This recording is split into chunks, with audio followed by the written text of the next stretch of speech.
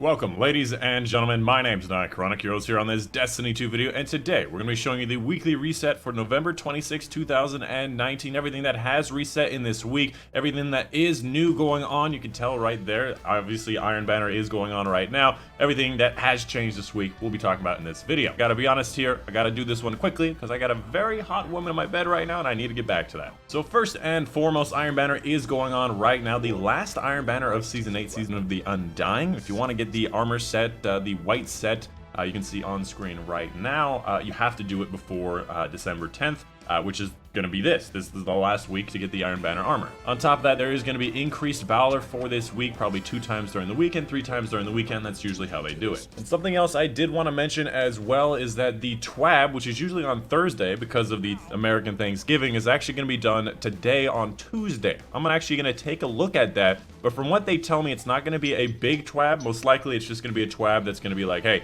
Thanksgiving is going on, not a lot else outside of that. So if it's not a lot of information, I'm not going to make a video about it. I'll just make a couple of different tweets, but if there's something, I'll make a video today on that. Without further ado, let's go ahead and get started with the Nightfalls. The Nightfall ordeal this week will be the Inverted Spire, the big Minotaur due to the end. He was part of the beta mission. Pretty fast Nightfall, probably one of the easier Nightfalls, but of course that boss will be quite difficult if you don't kill him quickly. As for the Nightfall options, we have the Paramedium, the big Hobgoblin Sniper at the end, dropping the Silicon Neuroma Sniper Rifle. Next up, the Arms Dealer, the Chartreuse Cabal Sniper dude at the end, dropping the Tilt Fuse Exotic Sparrow, and then finally the Scarlet Keep, which is the Shadowkeep mission with Hashladoon, Wizard, Witch Girl at the end, and there is no Nightfall unique for that. The highest scoring is probably going to be the Scarlet Keep, and the fastest one is going to be the Arms Dealer. The heroic modifier for this week will be Arc Singe, and for some reason Arc Singe lines up everywhere, so literally everything will be Arc Singe this week. The daily right now being Blackout and Grenadier. As for the Crucible, obviously there will be Iron Banner, 6v6 control, level advantages are enabled, heavy ammo crates are shared, all that whatnot. There's powerful gear, there's pinnacle gear at Saladin.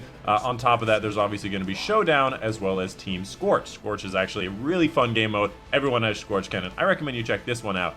But let's go and talk to Saladin. So nothing is really different about his inventory. It's pretty much the same thing. Every single event you have pinnacle gear that you can get for capturing zone, of defeating opponents of different types and whatevers. These are all pinnacle gears, which are obviously a great way to level up, and obviously the quest line that allows you to get the full set of armor for your character. I didn't do anything on my Warlock for this season. It's on my Titan, and that's why I still have this quest right here, but this carries over from event to event during the season. Next up, for the Reckoning playlist, we again, like I said, have Arc Singe. The daily right now is going to be Grenadier, and the boss right now is going to be the Sword. So if you're looking for any of the items for the Sword section on screen now, you can see the list of all of the weapons you can get from the Sword. As for the Flashpoint, this week it will be on the Tangled Shore, so completing your public events, lost sectors, and heroic adventures for this powerful gear. And during the Flashpoint, if it's on the Tangled Shore, there's a set of lore that you can get. I forget which book it is. It might be Varix the Unloyal, but you get it for doing public events, lost sectors. Just like do this lost sector over and over again, you'll get it pretty quickly. And as for the moon, we have different nightmare hunts as well as challenges. First of all, for the nightmare hunts, we have Omnigo, we have the Fanatic, and we have Crota, son of Oryx.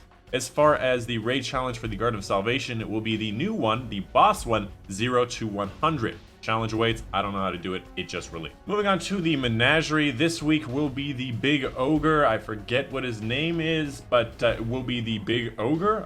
The modifiers for the normal mode are going to be Arc Singe, like I said. And the daily is going to be Blackout and Grenadier. For the heroic version, it's going to have a positive benefit: Extinguish, Grenadier, Famine, and Solar Singe. As for Escalation Protocol, this week it will be the SMG. That's because last week was the shotgun, and next week will be the sniper rifle. Moving on to Eververse's inventory, showing off everything that she does have available for Bright Dust. That is a weird ship. I've never even seen that ship before, but everything that she does have available. Obviously, she has some different shaders, including Chit and Slate, Iridescent Coral, some transmit effect of a Heartbeat Cry. She has this sparrow called the Invasive Species, which I think I've seen before, but I've kind of forgotten what it looked like. This is a cool little mossy Vex thing.